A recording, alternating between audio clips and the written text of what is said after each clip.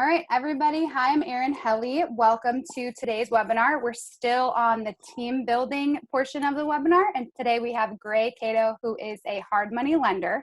He's going to talk us through a little bit about hard money. As we were talking before this, we are realizing there's a lot of misinformation and a lack of education around this particular type of money.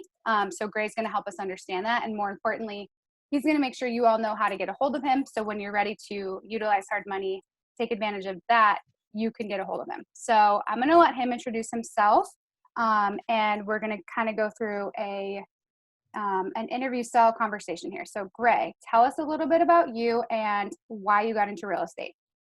Sure. So, hi, I'm Gray. I live in Dallas, Texas. I'm originally from Birmingham, Alabama. Grew up there for 23, 24 years, and then moved out to Dallas. Originally, I've always been somebody that wanted to get into real estate, but didn't particularly know how. Vetting deals is something that, unless I feel like it's either a trial and error, like you need to do it and either fail or succeed and just, hopefully it goes well, or you just need somebody that knows what they're doing to teach you exactly how to do it. And I didn't really know anybody that knew how to do that. So I'm a very, very conservative person. So it was very difficult for me to want to pull the trigger on anything. But coincidentally, the way that I got into it was when I moved out to Dallas. The house that I owned in my first primary that I had bought in Birmingham, we just moved out to Dallas and just decided, hey, realized we could get $500 a month rent from it, or cash flow of $500 a month from it.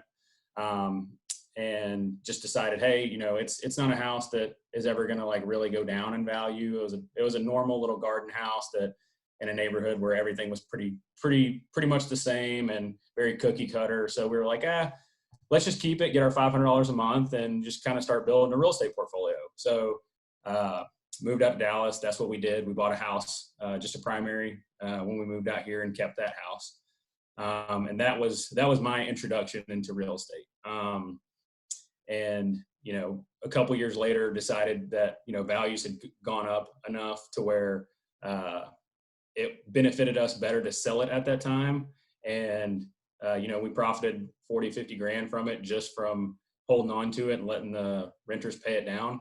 And that was kind of what kickstarted me into the real estate scene.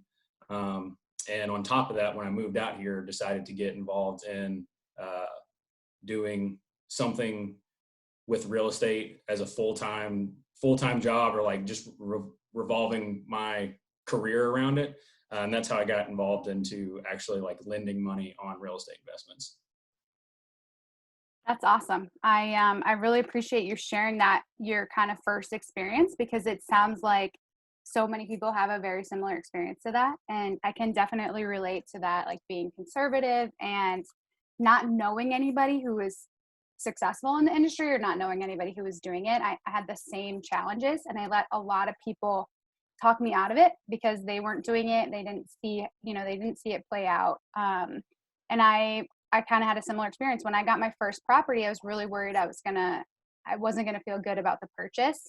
But as soon as I did, and I put a tenant in there, I just saw the power of real estate at play, and I was totally hooked. But still was a little bit anxious about some of the higher risk stuff. That first property was just a single family home in a great neighborhood, great school district. It rents no problem. But still a little bit hesitant about like getting into some more risky things. And so I think, it takes for sure getting the right people on your team to help you understand those risks and help you. I think that's what it comes down to for the most part, like in terms of mitigating risk and in terms of like hedging against that risk. You have to just know what you're getting into, and also know that there's multiple exit strategies. And I'm totally going off on a tangent here, but I want all you guys to know about this property that I recently sold. I bought a flip back in September. It was an awesome property, a Tudor home in Nashville. And things just got crazy in terms of contract. I had issues with my contractors. The renovation wasn't really done well. I lost a contract with a buyer and then had to go back and do some more renovations. And then coronavirus hit. It was a total nightmare. And what I appreciated about Gray that whole time was that he was there to help me process like different options for exiting. And he helped me with some strategies to do, we talked about like um, what's the word I'm looking for? We talked about the difference in owner financing versus lease to own. Lease to own. Yeah. So that's what we pursued really hard. Yeah. So owner financing, which I didn't really have a lot of room to do that because I had this hard money loan, but we talked about the lease to own situation, and having Gray like help me process that was huge. And I think another thing that people think about hard money lenders, they think that they're like, all they care about is the money. And obviously they do have to make money. That's what they're doing. But in the same property, I ended up having to bring some money to closing and actually lost some money on this deal. And I went back to Gray and I was like, hey, can you help me out with some of these fees? You know, everybody knows there's fees associated with originating loans and things like that. And I went back and I really thought the answer was going to be no. I was like, why would anybody just be like, sure, you don't have to pay the fees. But I was like, you know what, I'm going to ask. I've got a good relationship with Gray.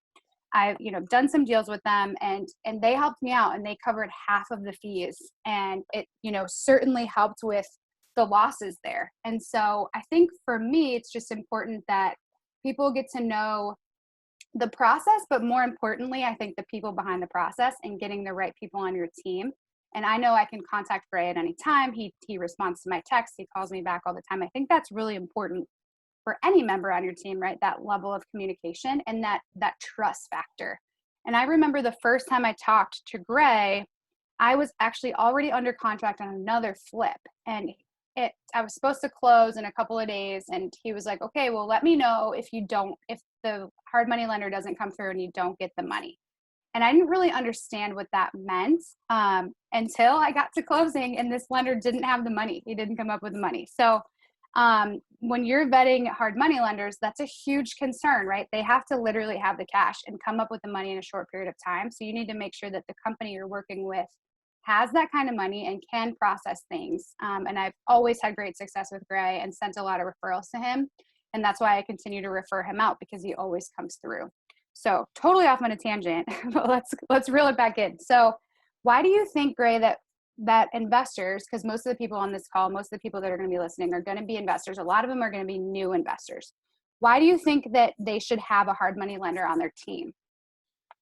Well, so, I don't know. A lot of people know about conventional lending and know how that works, and, may not know the ins and outs of it, but just know enough about it to know it's there and available. And it's great. It has its place. Every type of lender has their place, and there's a reason for it. Your conventional lenders, like they're gonna offer you the best rates in the world. It is what it is. They're big national banks. They have $6 billion in assets, and they're just making their 2 or 3% on top of the Fed rate and stuff like that. And the problem with them is that it takes 30 and 45 days to close a loan with that kind of lending. And especially, with the type of people and the type of properties that we deal with, they need to close in, 14 days, 10 days, 5 days. I've had deals before that have to close in 12 hours or it's dead. And, the faster you can close, the more attractive your offer is always, because, thinking about it from a seller standpoint, if you have two offers come up to the table and they're somewhat identical, let's just say one's for 200 grand, one's for 205, but the 200 grand says, hey, I'll close in 2 days. I'll close in 3 days. I'll have $200,000 in your pocket by the weekend.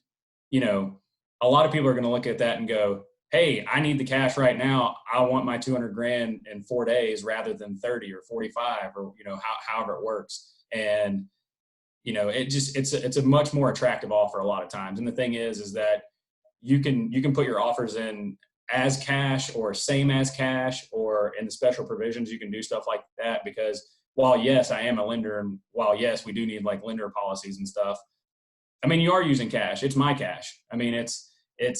It'd be the same thing as you wiring it from your bank account versus mine. It's just, hey, for me, for protection purposes, I require a couple little things that if it was coming from yours, you wouldn't require.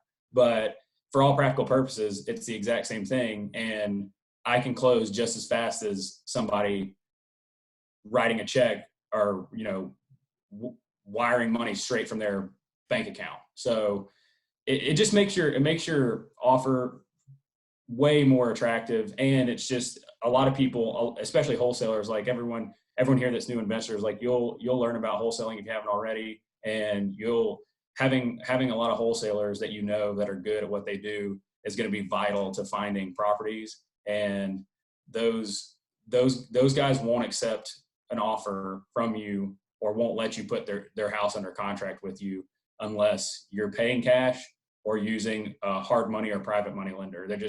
It's just the way it works. And you got to have a good one. Otherwise it can turn into a disaster really fast. Yeah, absolutely. I definitely agree there. So you hit on the factor of time. So obviously there's situations where there's a lot of competition. Your offer needs to be really strong. You need to be able to close and get the money quickly. Tell us more about, I think a hard thing for a lot of new investors is wrapping their head around that element of competition and acting quickly. It can be a real turn off at first. So how can we sort of wrap our head around that process? Like, what can we do to make sure that when the deal comes, we're ready to act? Does that make sense? For sure. Yeah. So the first thing that I always tell people to do when it comes to like the financing aspect of things is before you start looking for houses, like you need to have your money situation squared away. Whether that's, hey, I got the cash in the bank, that's my money situation. Or, I've got a home equity line of credit on my primary that's $300,000 and that's where I'm going to use my funds. Or, hey, I need a private lender. That's where I'm getting my money from. So you need to get that squared away, because what you don't want to happen is you get a property under contract and waste time, even if it's just a couple of days, which with these types of deals, a couple of days, it can make or break you.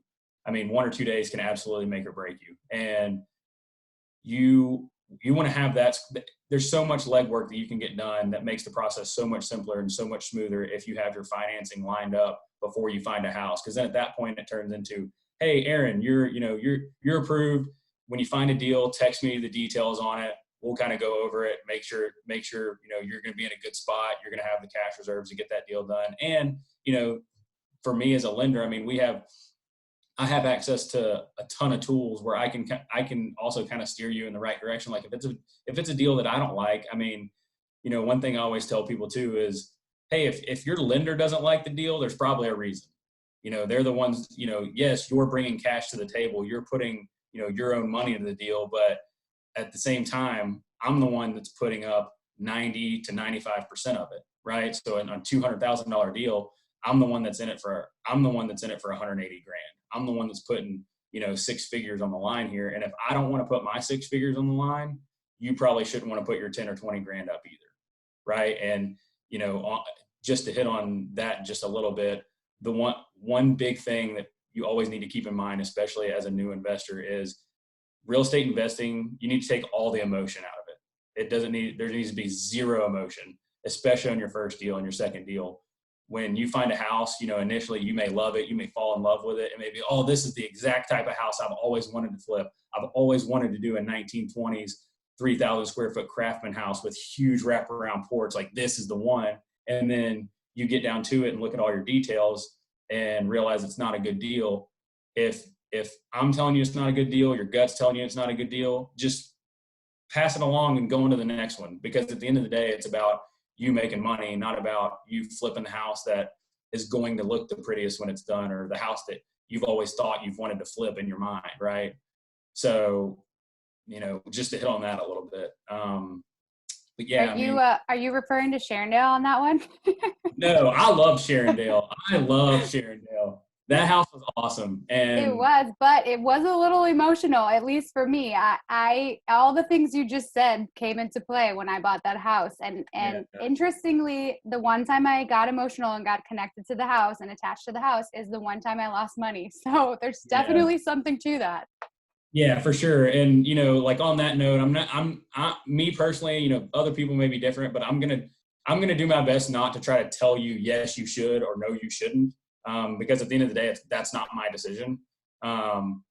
And if I do tell you like, hey, I will lend on this if that's what you want, but here's the facts and here's what I think on it, you take that and do with what you want to do. Because, I don't want to be the one to tell you yay or nay. I just want to be like, hey, here's the details I found, and here's the facts that I found. Here's the red flags, here's the green flags. You need to weigh which ones, what outweighs what, and where you need to go with it. Like, for example, I had a guy that bought an awesome house in a great neighborhood, like perfect area, but it was on a 4-lane divided highway. And he called me, a great investor of mine, and I said, hey man, I love the house. I love the area, but you have one major red flag that's hard to get around, and it's a 4-lane divided highway. Families don't want to live on that. They just don't want to. You've narrowed your buyer pool from everyone to essentially a single male or female, or a couple that has no kids, maybe don't plan on having kids for a while, or just not having kids in general at all. Like, that's what you've narrowed your buyer pool down. And it was in a very expensive $500,000 house. So not only that, you've narrowed it down to probably a young couple that now has to also be able to afford a $500,000 house. So I was like, it's a major red flag of mine. I mean, other than that, I really like everything else, but you need to decide if that's something you can get past. And he decided to go to do the deal. He ended up losing a lot of money on it and came back to me and said, man, I should have listened to you from the start, because he was like, I'll never do another house on a divided highway like that, ever.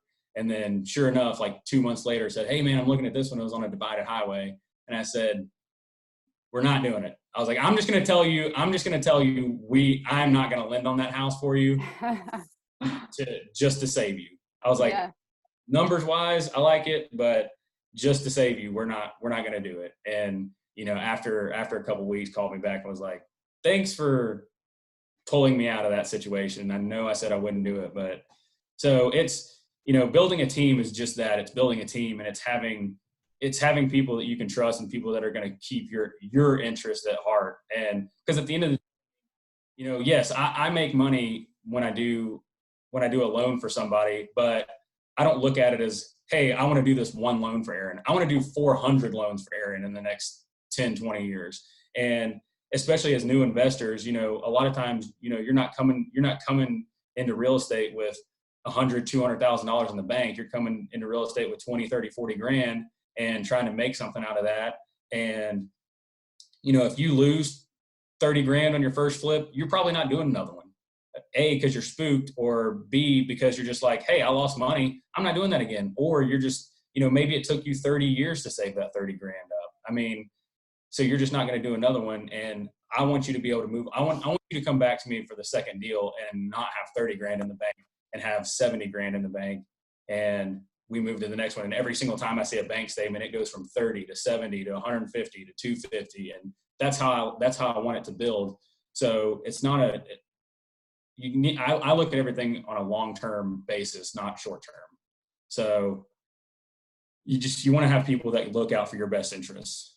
Yeah, that's a really good point, and something that I emphasize as well. You've got to have people on your team you can trust, and you've got to know that they're going to give you the answer, not just the answer you're looking for, but the, second set of eyes, giving you good feedback. And I always appreciate that about you. And I'm joking about Sharondale, but the reason I lost money on that one is it's not because of the deal itself. It was the circumstances. I hired the wrong contractor and then held on to it for too long. And then coronavirus hit, I lost a little bit of value.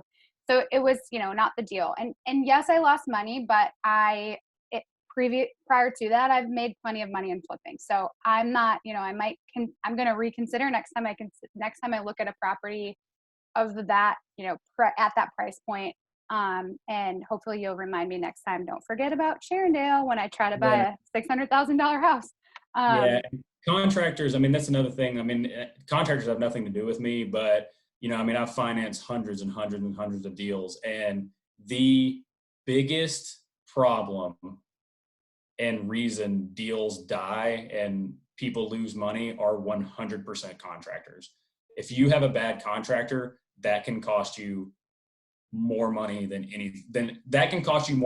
buying a bad deal, because you can do a $60,000 rehab that is just total garbage, and then literally have to do that same $60,000 rehab over again because you have to gut the house again. And that is, I mean, I don't want to say it's the most important, but like once you get into a deal, I mean, vetting and having a good contractor and somebody that does quality work is so important. I mean, don't like picking the cheapest is not the best. I mean, if you have to spend, if you were anticipating 50 grand on a rehab, but the best guy that you know is the best is going to charge you 60, and you're kind of concerned, you're like, on the fence about a guy that's charging 50, go with the 60,000 guy because it'll be worth it. Like you may not make as much, but you'll also grow a reputation of amazing houses, and people will see your house on the market and be like, hey, I'm buying Erin's house. I know that thing's awesome. I know it's the best house in the neighborhood, and I know that's top-notch quality. And I know in 12 months, my AC is not going to go out that was brand new, and I'm going to have problems. I mean, I've seen plenty of people buy flipped houses that have stuff falling to pieces 6 months into it because it was just terrible quality. Yeah, that's a really good point. And that's actually what happened here. Like most of my flips had been B-class properties, a lot of rentals, made like paint and carpet rehabs. And then I got into this really high priced property, and I hired a new contractor who I think just got in over his head. So I can definitely relate there. And you're right. I could have made $80,000 on this home, and instead I lost $45,000. So again, it sucks. And for those of you sitting there like with your jaw dropped right now, like, holy crap, you lost $45,000. When you're in the flip game, $45,000 is something you can earn fairly quickly. And so it sucks that I lost that money. Don't get me wrong. But I know that I can recoup that loss, and I have all the confidence in the world that with the team I have and the stuff that I've done to set myself up, I'm going to make that money back. And actually by the end of this month, I just sold that property on June 1st. And I think by the end of this month, I will have recouped that money. So, Absolutely. yeah, so there's, money, my perspective on money has changed quite a bit since getting into real estate. But anyway, we're getting way off topic. So let's reel it back in. Gray, tell us a little bit about the pre-qual process. You talked about making sure that you've got the money right. And so I think what people need to understand in terms of hard money, it's only partially about you, right? It's mostly about the property. So just talk us through that process so that we know what we need to do before we find the property, and then what needs to happen once we identify a property we want to purchase. Yeah. So it's so simple. You're going to think that it's a scam. It's so simple. The only things I need to qualify somebody are bank statements, and bank statements can be your checking, your savings, your 401k, your IRA, brokerage account. Like if you can turn it into cash before we close, I can count that as assets, and I can count that as cash. Now, a lot of people do come to me with like saying, hey, I have 400 grand equity in my primary residence. And I'm like, yeah, well, you can't use that as cash on a property. So while yes, that is $400,000 an asset, it's not usable on buying a house. But all I need is that, just to make sure that you have the money to put down on the house and bring your cash to close, and have some money for reserves, and just make sure that you're credit worthy. And typically that's over a 600. And I've done plenty of deals for people under 600. It's just once we get to that point, circumstances change, and it goes from being like, hey, this is what I typically do for most deals, to like, maybe instead of doing 5 or 10% down, I'm going to require 20, or I'm going to require 25 or something like that. Because at that point, it's about keeping myself in a good spot and making sure that if I do have to foreclose, which, no one likes talking about that, but it is an aspect of real estate investing, especially on my end, is that if I do have to foreclose, I have to make sure that I'm not going to lose money because, your credit situation isn't good. Right. So that's when things change. But generally it's all about just making sure that you have the money in the game, and that you can pay it back. And obviously qualifications for every deal differs. So somebody looking to do a deal that they're all in for 150 grand versus all in at 500 grand, those two qualifications are not going to be the same. You're talking somebody that needs 30,000 on the first one to needing, 75 to 100 on the second one. So the qualifications are much different, but Yeah, I mean, that's it. I mean, you don't even we don't even verify income. We don't even verify you have a job. I mean, you can literally be jobless but have $100,000 in the bank, and theoretically, you should be able to get the deal done because you should be in and out, and ideally 3 to 6 months. And as long as I do my job and tell you, hey, this is where I would stick, you should be able to buy the house, rehab it, float the payments, and sell it with everything that you have in the bank. And hopefully, when you're done, you make money, and now you have more money than you originally did. So, I mean, it's that simple. Awesome. Yeah. Thanks for explaining that. Okay. So, last question before we close it out. What advice would you give to new investors? I mean, a lot of the stuff I've said already that we've talked about. I mean, having I know we talk about contractors. Having a good contractor is so important. I mean, they can help you in so many ways that you don't know. Just they manage the project, they get it done. I mean, it's little things that a lot of people don't think about. Is like, if you have a contractor that's fast and quick. I mean, you know, our money isn't cheap. It's not the most expensive in the world, but it is not cheap. I mean, you're talking 12% interest annually.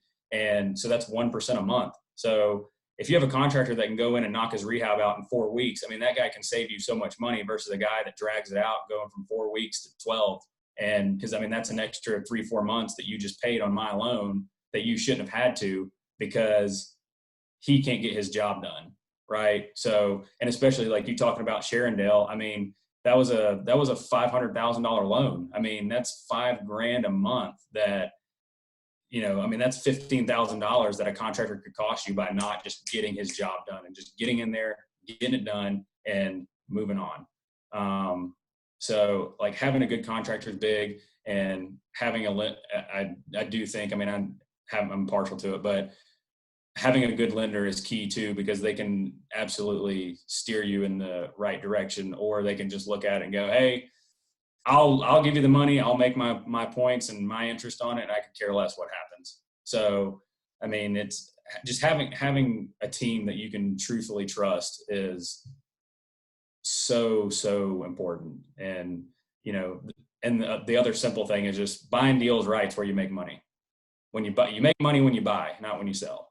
Yep. Buying right. That's true. No matter what strategy. So that's awesome. And I think one thing I want to throw in here, because we tend to talk about contractors on most of these calls, and I just want to throw on like the other side of it. We also want to make sure that we're being good team members for our contractors as well, right? I want my contractors to want to work for me. I want them to want to do right by me, do a good job. I want them to know they're getting paid. I want to take care of them. And I actually have had contractors bring me deals, and they'll say to me, hey, we're wrapping up. I'm ready to do another one. I found this deal, and they want to work with me in the future. And so that's always my goal. And so I hope that when you guys hear us talking about issues with contractors, no, first, they're not all bad. There are plenty of really great contractors, but also they are a member of your team. So you need to make sure you work well with them and that you're treating them as you want to be treated too. So just something I Yeah. wanted to throw in there. Yeah. I've also had people bring me deals that you're like, they just, when you're in the real estate game and you start actually getting some traction and start doing things, deals just fall in your lap that you're not like. I haven't even been looking for deals, and next thing I know, I have a deal that, I'm not a wholesaler, never wholesaled a deal in my life, and last year had a deal fall in my lap, and I was like, oh, let me sell this to another wholesaler that I knew, and made some money on it in literally 18 hours, and had never wholesaled a deal my entire life, nothing about it. I mean, it's treating people right and just doing the right thing. It's like contractors, pay your contractors. They will not work for you and not do a good job if you don't pay them. Yeah, absolutely. And that's a really good point, because I think that when I first got started, I had these KPIs. I wanted to analyze 10 properties a day. And analyzing them was one thing, but finding the deals to analyze was a whole other ball game. But now, I mean, I've been doing this for 2 years, and I focus on networking and building my network every single day. And I have more deals than I could ever take advantage of. So for those of you listening right now that are like overwhelmed by the concept of finding the deal and just think that there's not enough out there, I promise you, change your attitude, get an abundant mindset, because there are plenty of deals to go around. We can all make money. And as long as people are living on this earth in houses, there will be opportunity in this game. So 100% true. Yep. So, I mean, like we take houses back. Unfortunately, that is part of it. And we do take houses back. And I have a very short list of really, really good investors that I know are going to get the job done and I know do a good job. And when we take a house back that I know that fits their box of houses they like and fits what they like to do, I'm like, hey, Erin, I got this house I took back, unfortunately. I'm in it for 125 grand. You want to take it off my hands? And like, boom, right there. Weren't even looking for a deal. And all of a sudden you got one that you can make money on because, I took a house back, a bad situation. And next thing you know, now you have a house that you can go and flip and make money, or you can, rehab and keep and build your portfolio with. yeah, that's awesome. All right. So Gray, how can we get in touch with you? So easiest way is just my cell phone. I always have it. Been checking it while we've been sitting here talking. You can call me, text me. I'm usually on the phone most of the day. So if I don't answer, I'll shoot a quick text over to you. Or, my phone calls are usually pretty short and simple. So I usually call you back within 5 or 10 minutes. But you can call me at 205-260-0548. And if y'all wanted to, y'all can shoot me over text now, so I can have everyone's phone number and contact. And my email is just simply Gray, Gray, at wildcatlending.com.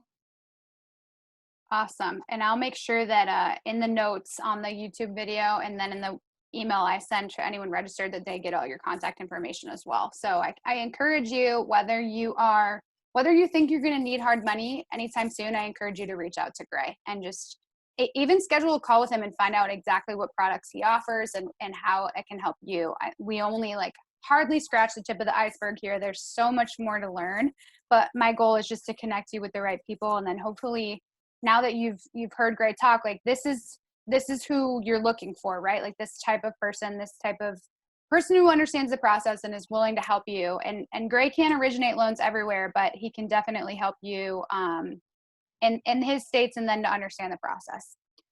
So thank you guys all for coming. I want to share with you, I have a great investor course that will teach you all about this type of strategy, but also all the other real estate strategies. And we'll start from the beginning. We'll lay out our strategy. We'll set goals. We'll dig really, really deep to figure out what we're working for. And then we're going to pursue those goals ruthlessly, right? We're going to build our team. We're going to look at the markets. We're going to do individual deal analysis. We're going to set up KPIs and do all that stuff to get you guys on your way. And most of my clients are under contract within 3 weeks, or at least making offers within 3 weeks. And a lot of them are just out there crushing deals, getting stuff done, and doing anything and everything from flipping to buy and holding, BRRRR strategy, all that kind of stuff. So I want to help you with that. So you can find me on my website, bcglobalinvestments.com, and I'm all over social media at the Erin Helly. So thank you guys for coming, and we hope to see you next week. We're going to talk with a wholesaler next week, so make sure you register. Thanks, guys.